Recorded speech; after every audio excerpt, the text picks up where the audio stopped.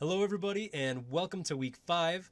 This week, the Vikings are visiting the Giants in New York. Meanwhile, in this very office, I'm going to have a blonde and a brunette.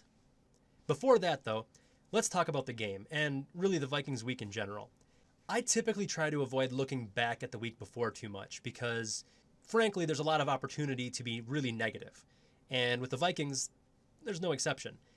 I don't want to dwell on it too much, but the fact of the matter is, Kirk Cousins, and I defended him last year. I blamed a lot on the offensive line, and I thought that maybe if they were able to sort out their issues with the offensive line, he would look better.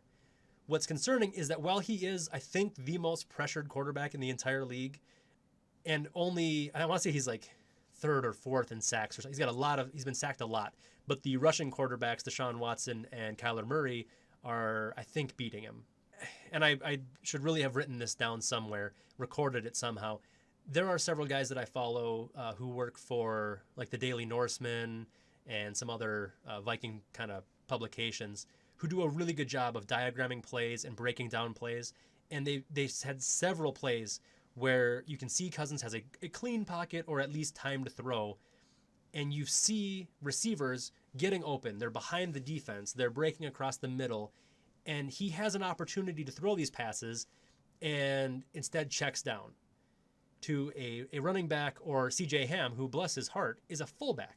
A fullback is currently third on the team in targets, and he's not far behind our wide receivers.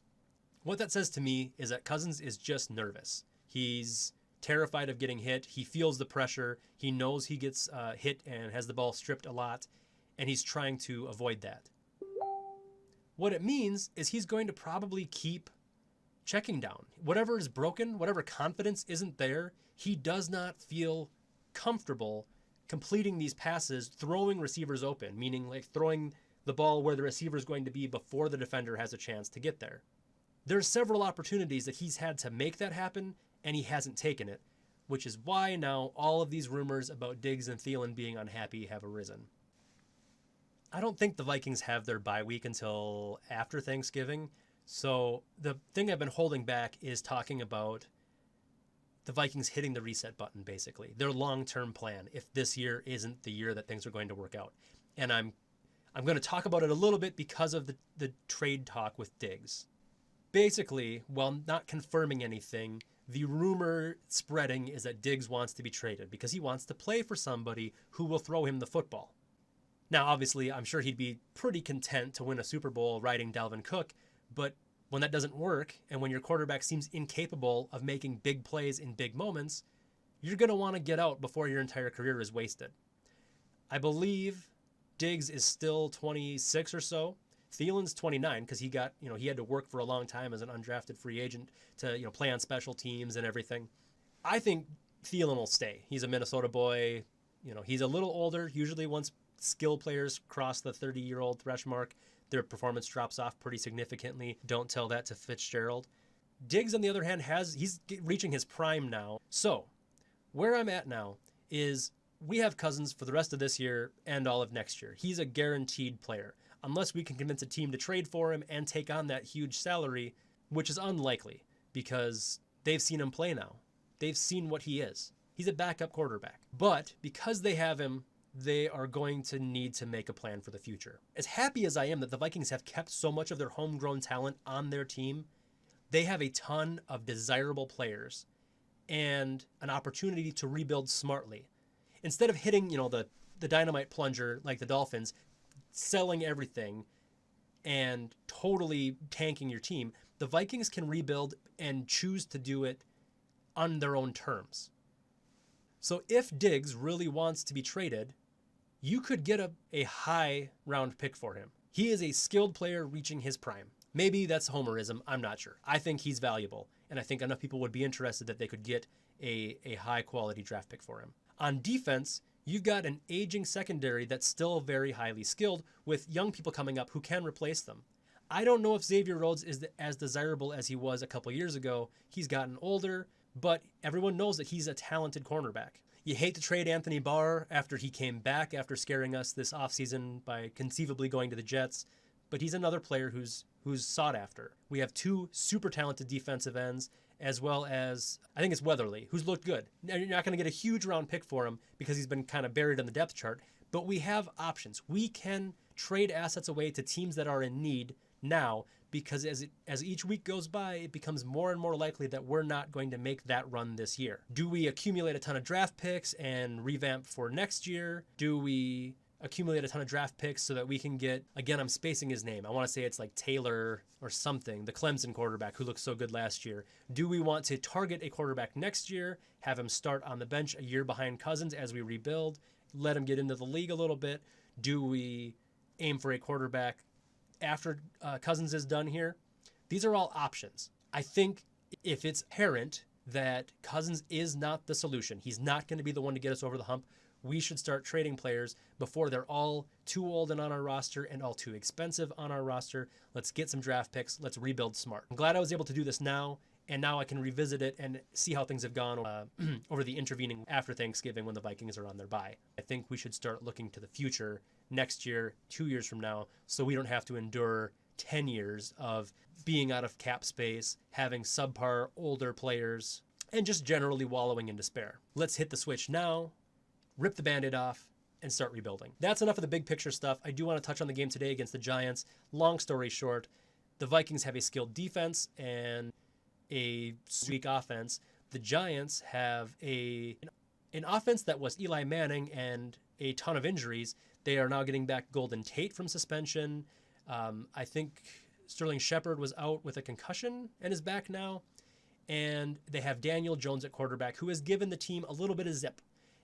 But their defense cannot generate pass rush pressure and has really no secondary to speak of. So if there's a get-right week for the Vikings passing game, if they're going to come out and grease that squeaky wheel and just feed the ball to Thielen and Diggs, this is the week to do it.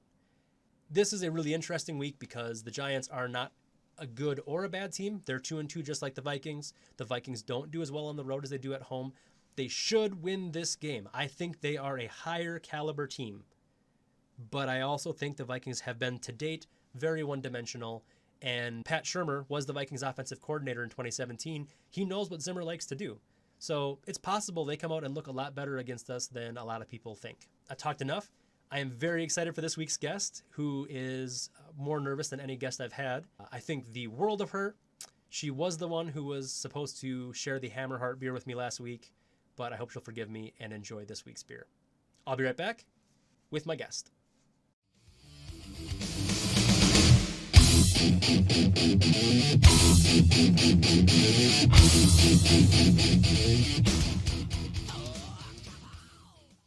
Welcome back.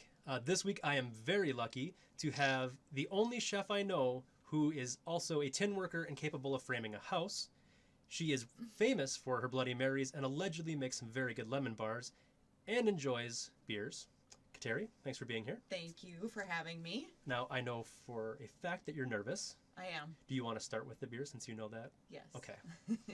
So we are drinking a beer from Insight Brewing in Northeast Minneapolis called The Wisdom of Old One-Eye, fittingly in Viking colors. It's a reference to Odin, and it is a Norse-style blonde ale. Oh, we got a skull feel it there and all that. Skull.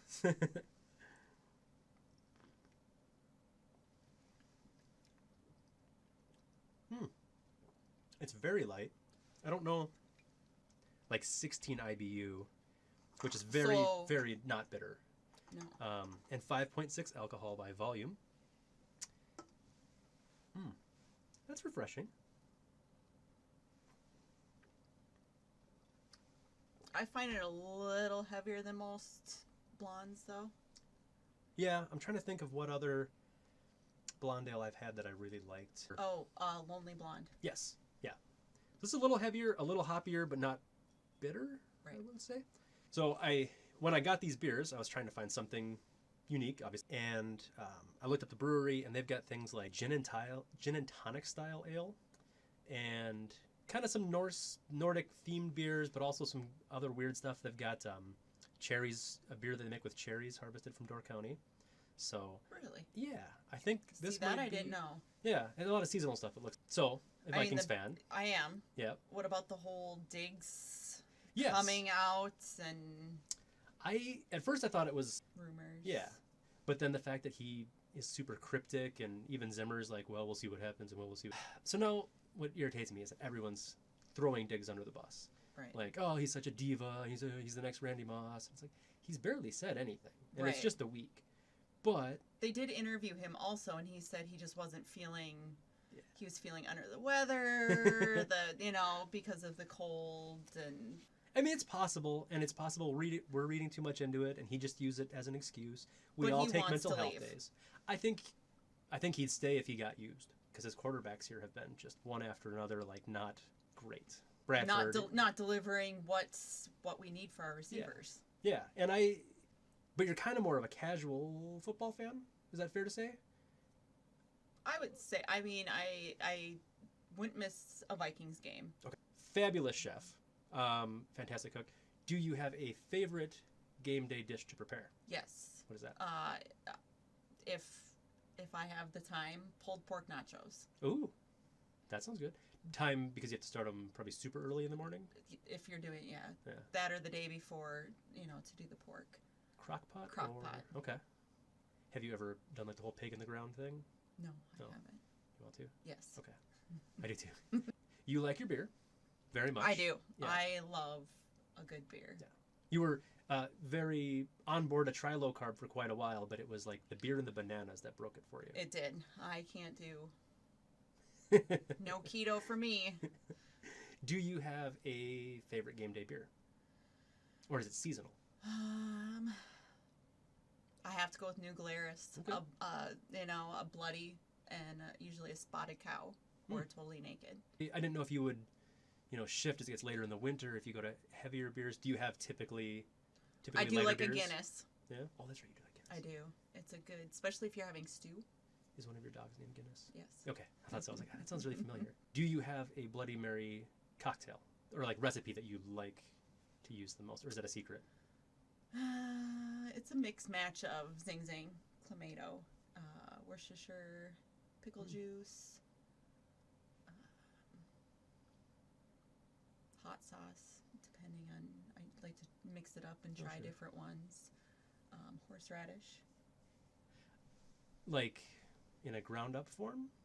Yes. Okay. Yep. Just sprinkle it. Mm-hmm. That would make it quite a kick. It gives it a little kick. Olives, pickles, both, or neither? Pickles. Okay. I'm not much of an olive fan. No. And if you have to have the string cheese. Yes. Yeah. And And a the beef beef stick, stick. probably. So you do love beer. I do. You also love vodka. I do love vodka. And you have pretty bold stance about quality vodka. Yes. Yes. You do not settle for cheap stuff. I don't. It gives me a headache.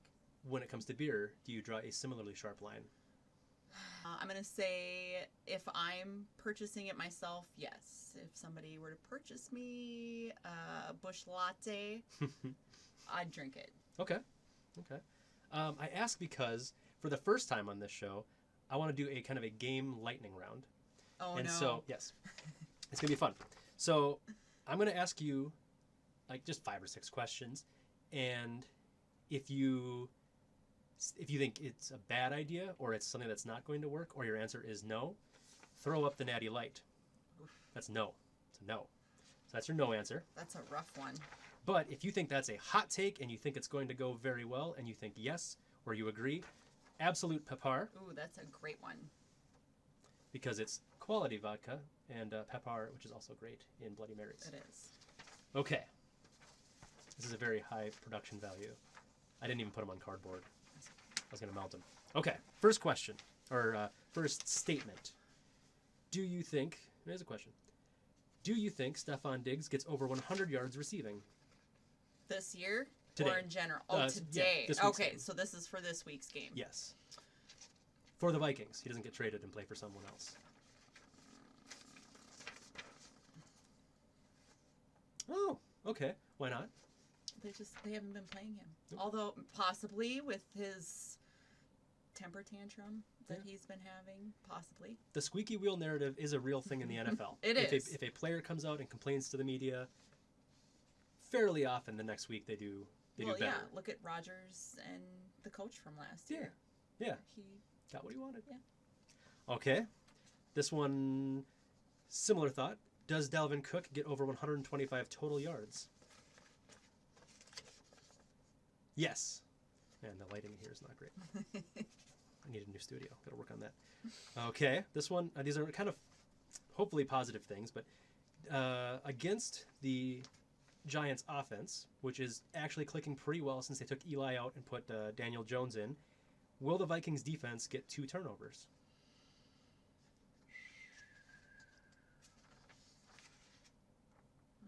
Oh, a little of both? Okay. A little of both. Yeah, I agree. Our defense is phenomenal. And it's, it's every other game. So technically we should win this week. We should be looking great this week. Next question. This is a sad one, but does Kirk Cousins create 2 turnovers himself? So you think, no, he won't? Or, like, you think he will, but that makes you sad? I will, and it makes me sad. I'm really sad for the 84 that we spent on him. Yeah, next year. I know Keenan's not doing as expected this year, but maybe it's just the team. He could have. The Redskins really, are bad. Right. So board. I think we could have. All right, last questions. Last question. The Vikings win by 2 scores. I'm just going with Vote of confidence. this just because I'm going with the every other week win. Okay. I think it's kind of a key game because the Vikings have beat teams they should beat. So again, we might be overreacting to the Packers and the Bears both look very good defensively. Right. Very good. So maybe we're overreacting. I doubt it. The Giants are the first team that I don't have a take where they're at. Is there anything else you would like to say to the people at home? Heads up. We just have to keep our heads up as Vikings fans. You're preaching optimism. I am. Yeah. It's a long season to be totally Every burned year. out. Yeah. Every year. I love them. They're my guys. Yeah. But. And they might come out this week and look amazing. I like your okay, because when I started this series, it wasn't supposed to be about reviewing the previous week at all. It was reviewing a beer and previewing the next game, because if you review the previous week's Viking game, there's a really good chance there's a lot of negative stuff to talk about. I was going to say, if that was what we were doing, I might not have shown up. What a downer way to spend a rainy Saturday. Okay, but I'll ask you this. What do you think can go right for the Vikings in New York? Our defense. I'm just going with that. They Because I eat know alive? that's strong. They eat the rookie Just quarterback alive? Yeah. Okay. We seem to be doing really well at injuring quarterbacks. So maybe that should just be our new game plan. All right. Well, optimism then. Yes. Thank you so much for coming in. Thank you. Skål. Skål. Thank you, Insight Brewing, for this delicious beer. It is excellent and refreshing on this very cloudy, rainy, gray Saturday.